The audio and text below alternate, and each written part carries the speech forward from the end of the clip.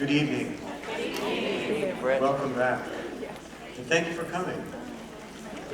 And Rebecca wanted to introduce me, but she's not here, so I'll introduce myself. And I think you met me already. I'm Brent BecVar. And in addition to other duties I have had over the years at the Chopra Center, I'm currently the director of the Vedic counseling program, which I'm going to talk a little bit about tonight. Renee, getting a little feedback. And so, in the time available to us tonight to talk about this very beautiful subject of Jotish, Vedic astrology, it's traditional in India, when speaking about a sacred subject like this, we initiate the conversation with mantra. And so I'll ask you I invite you to join me with your attention for just a moment while I invoke certain qualities of consciousness in order to hopefully be able to present this material to you in a way that's worthy. So let's close our eyes for a second and just bring our attention inside.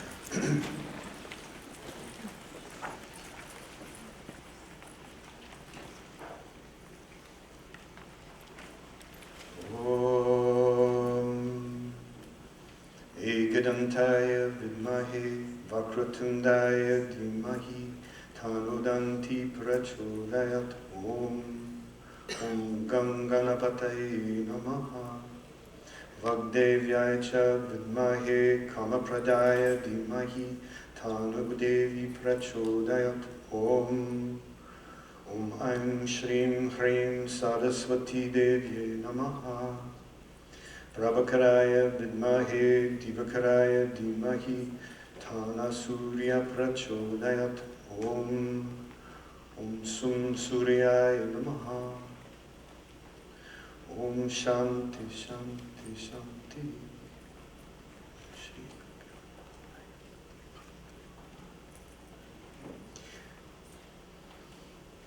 Thank you. Now, please begin to slowly open your eyes. So I want to introduce a subject to you that many of you may not have heard of before. It is a truly profound subject and one that I love to speak about, but I want to make it as concise and succinct as I can tonight. Jotish, which often is translated as Vedic astrology or Indian astrology, is an integral part of the Vedic tradition. In fact, it's considered to be one of the limbs of the Veda. It's called a Vedanga. And it's often referred to as the eye of the Veda because it's associated with light. Jyoti, the word in Sanskrit, means light. Isha means lord of or science of, knowledge of. So the science of light.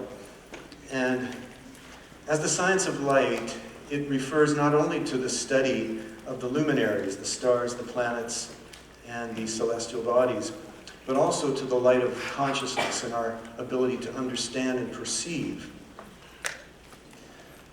You know, I'm always curious to know how many people have had some kind of astrological consultation before. Wow, quite a few. So we have to wonder, what is it that prompts us to inquire about astrology? What is it that intrigues us about this subject? I've been interested in this subject since I was a little child. I always was curious to know when people were born. I didn't know why, but I felt like when I got a little bit of information about their date of birth, it gave me a sense about them that somehow I knew. Now, in every ancient exalted culture, astrology / astronomy, they were the same. And every exalted culture had a very advanced study of astrology, astronomy. In fact, I've always considered that astrology and astronomy was, the study of the stars and the cycles was probably among the first science. The first, as people began to observe the phenomenon of time as it was reflected in the movements, well, certainly the circadian movement of the Earth and its rotation relative to the sun, so cycles of day and night. The seasonal rhythms as the Earth moves around the sun and reflects different seasonal conditions, different qualities of the environment at different times of the year. Lunar rhythms, of course, and even greater rhythms. So people began to recognize that at certain times of the year, certain times of the day, certain times of the month, certain times of the year, certain conditions were available. And they began to realize that they can kind of in some ways depend on the connection between that particular time and those particular conditions. Now, believe me, it was much more involved than this. In the ancient Vedic tradition, Jotish, Vedic astrology, was used to establish times for ritual, times when the community could come together and create a relationship with the environment where they could kind of invoke the most prosperity, the most abundant harvest, the most profound spiritual influences. There are really so many things. This is such a huge, huge subject. And in India, really, it's been a part of the culture for many, many thousands of years. In fact, marriages have been arranged for thousands of years using this very chart that I'm going to be talking about. Not only that, but here in this course, all of you received a primordial sound mantra. And as you know, these mantras were chosen based on the date, time, and place of your birth. And specifically, this has to do with the position of the moon. Now, the moon moves through about 27 positions in its orbit around the Earth, as seen from Earth against the celestial sky. So each of us, when we were born, the moon was in one of those 27 positions. And depending on the degree of the moon, there are 4 subdivisions of each of those 27 positions of the moon. And that makes for a total of 108. Now, each of those 108 positions has, according to this very profound system of knowledge, has a specific seed sound or bija sound associated with it. And that bija sound is the integral part of your mantra.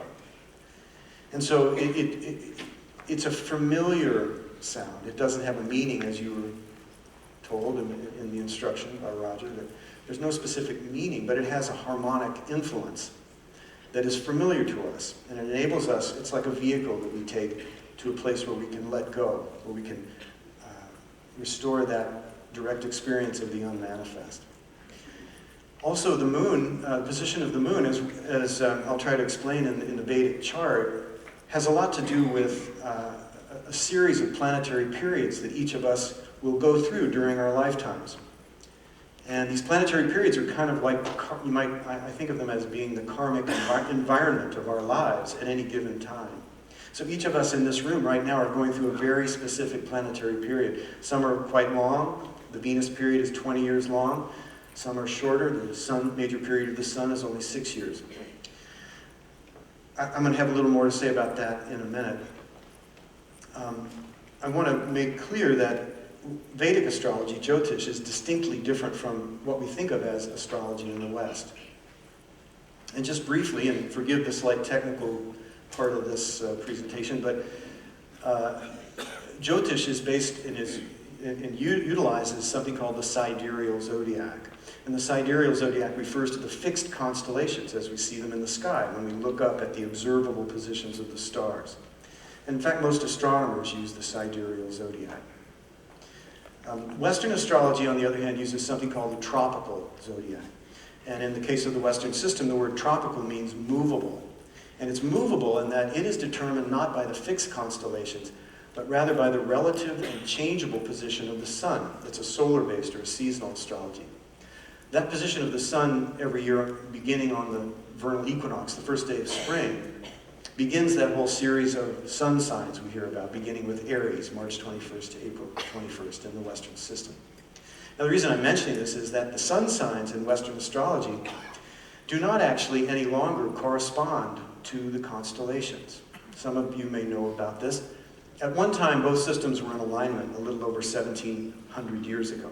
But over that period of time, at the rate of about 1 degree every 72 years, the tropical positions have continued to move away from the fixed sidereal positions because of a wobble in the spin of the Earth. And some people say there are other reasons for this, having to do with the rotation of our solar system. We think of our solar system as being fixed, but it's actually in movement around another central position. So I would love to talk more about this, but I'm just going to recommend a very fine video for you to watch for free on YouTube if you want to make a note of it. And I do encourage you to watch it. It's called The Great Year. It's narrated by James Earl Jones. It was produced by an astrophysicist named Walter Crittenden, and it's a very brilliant and interesting presentation about the cycle of precession of the equinoxes, which is the ancients knew about this precession of equinoxes. You know, we hear about the dawning of the age of Aquarius. You've all heard the song and possibly heard of that expression. It refers to the fact that in not too many more years, on the vernal equinox, March 21st, the first day of spring, the sun will begin to rise in the constellation of Aquarius. It hasn't risen in the constellation of Aries in over 1,700 years. It's been rising in Pisces because of this whole cycle of precession. It's a fascinating subject. It relates to higher and lower ages of consciousness over great periods of time. And it's a very exciting subject, and one that gives me a lot of hope, because according to this system, we're actually moving out of a very dark age over the last 5,000 years or so. We're gradually, consciousness is actually on the rise. In spite of how things may appear at times in the world stage and in the news, there is an unfolding of consciousness on every level, and people are waking up. And I think when you understand about this cycle of precession and how it relates to these yugas, these great spans of time, you'll be encouraged. So please watch this video. I think it's worth seeing. So why at this stage of our lives are we interested in astrology? Well, astrology has become, much more of a personal inquiry. It used to be, as I said, much more associated with, the interests of the community and or the tribe. But gradually over time, it became clear that based on a particular time, space-time event, there were conditions available that could be interpreted and could indicate a lot about certain potentials. And this is based on the fact that each of these planetary bodies, and in the Vedic system of astrology, we don't use the non-visible planets of Uranus, Pluto, and Neptune. We use the so-called true planets out to Saturn. And each of these planetary bodies reflect certain archetypal energies. They were called the gods and goddesses of antiquity, and they had very specific kinds of qualities, almost anthropomorphic qualities. Mars was referred to as the god of war, Venus, the goddess of love, Mercury, the messenger of the gods, and so on. And so there are very specific qualities associated with each one of these planetary archetypes. And each of us, and according to our Vedic chart, will have one or another of these planets very strong and very prominent. And when we look at a chart, we can see if you're more of a Jupiterian type, or more of a Venusian type, or more of a Martian type. Now, what this means is that you're more likely to reflect certain of these archetypal themes in your life. People that have strong Mars, or who have an ascendant, a rising sign, which I'll explain in a minute, that's ruled or represented by the planet Mars, these are very type A people. Pitta, if you know something about the Ayurvedic metabolic profiles. So fiery. They're action-oriented. They like to get things done. They are often courageous and love to initiate projects, but if they get stressed, they get angry, irritable, impatient. And they may make good salespeople, good athletes, good self-starters. Whereas somebody that's more Venusian, somebody that has stronger prominence of Venus in their chart, these people are more likely to be very relational, interested in harmony. Venus is the planet of beauty, harmony, balance, love, artistic sensitivity. So those people will have more of an interest in those matters and may even be artistic in some significant way. And so on throughout all of these planets. Now, of course, we look at all the planets and how they interrelate. And so the chart is determined based on the date, time, and place of an event, like your birth, such that even like right now, as the Earth is turning, different constellations will appear to rise, maybe once every hour to 2 hours, just as the sun appears to rise. Of course, it's not rising, the Earth is turning. So when you can determine the time of a person's birth, it sets up the relationship of all the planets at the time of that birth to the event of the birth. And of course, a lot of this is done by a computer these days, but once you have the ascendant, as it's called, the rising sign, which is really the most important part of the Vedic chart. We don't think of you in terms of a sun sign. We're more interested in the position of the rising sign and the position of the moon sign. And the moon, as I mentioned, sets up this whole series of planetary periods. Once we know that, we get a sense of what a person's trajectory is in this lifetime. And it has to do with the fact that each rising sign has a ruling planet or a representative planet. I often use Deepak's chart as a good example of this, and I'm going to flip through a couple of slides here because, well, these are just evidence of the size of some of these planets. See Jupiter up there in the top left? See how big it is and compared to the Earth? The Earth is this tiny little thing. Jupiter and Saturn, big players in our neighborhood. And they move very slowly, so we're always very interested in where Jupiter and where Saturn are at any given time. Saturn's orbit's 29.5 years, so it moves fairly slowly in relation to our particular chart. But when we're examining a chart, we're paying attention to where the planets are now in relation to the birth chart. And there are very good reasons for doing this. It's referred to as the transits. But let's see, this is all about precession. I'm not going to spend a lot of time with that right now. As I said, I do encourage you to look at that film because it's fascinating. But here's Deepak's chart. I don't think you're going to be able to see this as well as I'd like you to. You're just going to have to trust me on this. So this is the South Indian style of horoscope. It doesn't look anything like what you normally might think of a horoscope looking like. But each of these boxes is a different constellation. And for example, this constellation is always Aries, Taurus, Gemini, Cancer, and so on around the zodiac. When Deepak was born, the constellation of Aquarius was rising on the eastern horizon. And so we think of him as an Aquarian in this system. Now, I don't want to talk about the whole chart. There's so much to say, and I've had some wonderful conversations with him about his chart. He's got a fascinating chart, and there's lots of reasons why, and of course you would expect nothing less. But the real, one of the interesting things I can point out to you, which will illustrate some of these points, is that each of these planetary periods sort of, as I said before, reflects the karmic environment of our lives at that time. Deepak, up until he was in his 40s, he moved to the U.S. He had a moderately successful, I would say more than moderately successful, but not over-the-top successful medical practice. He was chief of staff at New England Memorial Hospital. His career was moving. But when he got to the Jupiter period, and the Jupiter period occurred for him in around 1983. Jupiter is here in the 9th house, which is the house of higher knowledge, religion, philosophy, dharma. It's the house of the teacher, the house of the guru. And by the way, the word for Jupiter in Sanskrit is guru.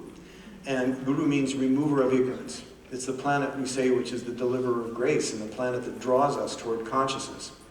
It's very typical in India. People wait their whole lives to get what is called Guru Dasha, which is the Jupiter period of 16 years. Because it's during that time that people have kind of spontaneous awakenings. They start to get a sense that there's something much bigger going on than just, the story, the melodrama of me. There's something much bigger. Consciousness is, of course, reflected. And so Deepak, suddenly his life began to change as he moved into that period. He was attracted to learn meditation. He learned transcendental meditation. He began to take an interest in some of these subjects related to Vedic knowledge, whereas he was kind of, not interested before that time. Suddenly, things started to shift for him. And it wasn't too long into the Jupiter period that he met his guru, Maharishi Mahesh Yogi, a teacher who really sort of catalyzed him, who really, provided the conditions for him to transform in a remarkable way. So he met his guru, his teacher. This is very typical in the Jupiter period. We have a lot of our staff who are running the Jupiter period right now. Renee is running the Jupiter period. Amanda is running the Jupiter period. Libby is running the Jupiter period. Gordon is running the Jupiter period. We have a lot of people in the staff who are in Jupiter. And I see it all the time. I'm always delighted to see someone in Jupiter period because you know that they're going to be attracted to systems of knowledge or teachers of knowledge. So at that time, Deepak began to write, he began to travel, he began to teach, he began to publish, and because Jupiter is configured with all these other planets that form something called planetary yogas, which are powerful combinations for elevation in life. His fame rose, his wealth rose. I wish I had time. I normally, on a Wednesday like this, I would have time to go into a little more detail about this, but we wanted to welcome Esther Hicks back, and I'm very excited that she's going to be able to join us again. So I'm going to be really brief and just saying that when Deepak got to his Jupiter period, he became a shooting star, rising star. That expression is an astrological expression. And all of us have certain planetary combinations that come to fruition at different times, different planetary periods. And there's all kinds of things that activate these. And if we happen to talk individually at some time, I'll be, about your own chart. I do these consultations every day. There's a very interesting story about how I happened to come to do this, and I wish I had time to tell you now. It had to do with a trip to India. I was on with Deepak and his family, and he was invited to meet the Shankaracharya that Roger had pointed him out the other day. And I had a very interesting, powerful encounter with the Shankaracharya at a time when I was really, ready to shift my work, and I was just praying, and there he was, all of a sudden, on this balcony, peering down at me, and I just felt seen. I can't explain it. It was one of those moments of, I felt like Shakti. You hear this expression, Shakti. That's what it was like. And it was shortly after that, Deepak asked me to bring Jotish. I'd been studying for many years after encountering a Jotish astrologer 25 years ago when I first came to work for Deepak in Massachusetts. We were visited by a very fine Jotishi. And I never looked back after I was exposed to it. I got everything I could to read about it. I began to inquire with people that knew anything about Jotish. And I eventually had very good teachers both in India and this country, and continue to study with teachers. But it was a real dharma for me because when I came back, Deepak suddenly called me into his office and said, "I want you to do this, bring Jotish." And I said, "Deepak, I need a few more lifetimes of study. This is a huge subject. I was so, I'm still so in awe of the subject. It's huge." And he said, "You've been preparing for this for a long time. This is your dharma." I'm like, "Okay, whatever you say, Chief." And I'm so grateful to him and glad that I did, because it really has given me a kind of work that it's such a privilege to meet individually with people and be able to explore this kind of intimate look at karma. Because you begin to see, first of all, that it's not personal, and that these archetypes, these archetypal themes are reflected in all of our lives, and they can be interpreted, they can be seen, in order to understand the talents, gifts, and abilities that we have, as well as the challenges that may exist. So I just want to mention that because people have asked me already, and I just want to be fair. If people are interested in inquiring about a consultation, there are forms available. Jeff and some of the volunteers have these forms, and if you want one, just raise your hand, I'll pass you one. What I would ask you you don't have to fill the whole thing out, but if you're interested in doing a session, or just in talking to me and getting more information, just put your name and contact information on the form so that I can call you and we can determine how to proceed if you want to set up a consultation. I do these consultations, by the way, over Skype, which I really enjoy because you get more of a face-to-face encounter in real time. And I do record them with you and then send you the recording when we finish. The question always comes up about birth time. And birth time is critical to this particular approach. In fact, the more accurate the birth time, the more accurate the information I'm able to ascertain. If you don't know your birth time, or it's not on your birth certificate, a lot of times you can contact the Hall of Records or Bureau of Vital Statistics in your city, in the city where you were born. I've had many clients that never knew their birth time that were able to get it that way. If you absolutely don't have a birth time, I'm going to just let you know right now, it's very difficult to do a chart. It's not something, if we have an estimated time that we know is somewhat close, I can sometimes figure it out. Anyway, there's so much more I'd like to say about this subject because it is a profound study. And in fact, for me, it's actually a spiritual practice. And I think to answer the question why we're interested in astrology, I think I've just got a couple more minutes, so if you all could just give me your attention here, and then I'm going to introduce Esther. So it's really a lot about recognizing that we're not separate from the greater body of the environment. We are truly connected. And I think on some levels we recognize this, and that, we rise with the sun, we get up and we're animated and perform activities, and when the earth turns a little bit more and we don't see the sun anymore, we get tired and go to sleep. This is just one very basic reflection of how intimately we're connected with our environment, and the celestial environment. But the purpose really of exploring these archetypes is to develop a harmonious relationship with this greater body of the environment. And when we do, and I think, Esther was talking about this the other day, when we get into vibrational alignment, when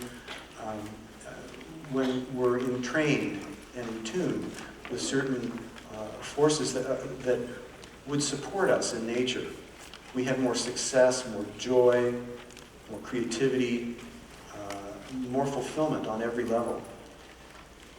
So anyway, I don't know if you can tell, but I'm kind of excited about this subject, and I would love to just blabber on about it. But if you see me around, you want to ask a question, we can do that at that time. So I'm really grateful to be able to welcome back to join us Esther Higgs and Abraham.